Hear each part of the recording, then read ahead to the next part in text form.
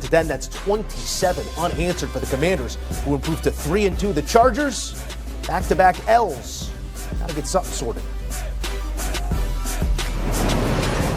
Quick thoughts here with the guys on Washington and LA. Mac, this was a Chargers team that looked like they led with the jab, 10-0 early in this game, thought that they could control it, but then Jayden Daniels comes to life. The offense goes stagnant for LA. Some issues continue to pop up for Justin Herbert. How do you measure these two up after this one, knowing what the Chargers were capable of early and then all that they lacked throughout? Well, let's start the Commanders first. Big time win for them. Getting their star quarterback back. They were going through some adverse situations, clearly not having Jayden Daniels. Wasn't clicking on either side of the football field.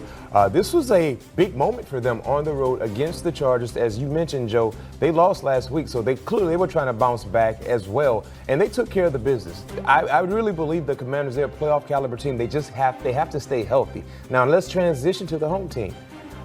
I was really surprised when I looked at the miscues that we saw from the Chargers. When you talk about a Coach Harbaugh-led team, you usually see smart football for 4 quarters, hard, smart football. Right before halftime, you talked about that Ladd McConkey touchdown that was called back. That's a 10-point swing because that took 7 points off the board for the Chargers, and because of that big-time throw by Jayden Daniels, they were able to put 3 points on the board right before halftime. And our very own Patrick Peterson gave us a stat. Teams that score right before halftime, there's a 75% chance you're going to win the ball game. Guess what? They won the ball game. Out of half, they got the football and drove down and scored again. So you look at the miscue, Quentin Johnston's fumble. That led to an opportunity for points as well for the Commanders. So just untimely miscues, something that we haven't seen associated with this version of Charger football that led to their big-time loss on the road by the Commanders. There was a sequence prior. Johnston hits a big crosser. Herbert to Johnston, called back on a penalty. Next play, Keenan Allen up the sideline, called back on a penalty. How much do you point to the inefficiency, and how much do you point to a team that's dealing with attrition of their own? This offensive line is beat up in front of Justin Herbert. Well, it certainly is, but I think that we probably should credit the Washington Commanders defense on this one. Von Miller was an offseason acquisition, and everybody said, all right, 36-year-old Von Miller, whatever. He had a sack and a half today. Dorrance Armstrong had 2 there. They affect the football there in the red zone with, 7 or so minutes left. When the Justin Herbert that we have seen, we had the MVP conversation earlier. 2 weeks ago, we were talking about Justin Herbert potentially as the leading MVP candidate. This is supposed to be a touchdown pass there. They tipped the ball. Mikey Sandstro gets the interception. And so I thought this was a really solid performance by the Washington Commanders defense, that Jayden Daniels didn't have to do too much. We know that he's coming back. He has that knee brace, so he's not going to be the dual threat that he will be in a couple of weeks as the knee continues to heal. The defense needed to step up on the road, and they did so. Ben, it's a Washington team that leaned into the rushing ability in the absence of their quarterback. We know he's a +1 in that run game. I'm not sure how much they want to put him in harm's way yet with that knee, but what did you make of Daniels in his return, 15 of 26, 231 in the touchdown? Well, first and foremost, let's not underestimate just how important him being on the field is for this team, right? Regardless of how he played, regardless of how he looked, it's been a couple weeks, he had a knee injury. Just the fact of him being out there alone gives this team an energy boost, gives this team a feeling of, all right, we got our guy back out there. We've got a chance today. Let's go and play some ball. But you saw the complimentary side of things today. Deebo Samuel got going, almost 100 yards and a touchdown. Ja'Cory Krosky-Merritt, the rookie, is doing an unbelievable job for this offense, running, passing. So they've seemed to have unlocked something a little bit. And as Jayden Daniels continues to come back from this injury, you would expect this offense and himself to get more and more comfortable as these weeks go on. Another entrant into the NFC sweepstakes. Washington coming up with a big road win in L.A. A look at some Daniels numbers. Double-digit comebacks since 2000. Daniels now with 3. This one the most recent. Again, 27 unanswered for Washington after going down 10-0. Close as the final score even indicated, 37-24. Some garbage time touchdowns for Jamar Chase. Happy if you're a fantasy manager, but not much room for happiness currently in Cincinnati. Back in studio with the guys, plenty to pick at on both sides of this one, and oftentimes we lead with the winner, but I feel like broader strokes can be made on the loser here. When you look at Jake Browning's play, found some stuff in the second half, maybe not the reclamation of the fourth quarter that we saw from Cam Ward, but where are the inefficiencies that continue to plague him?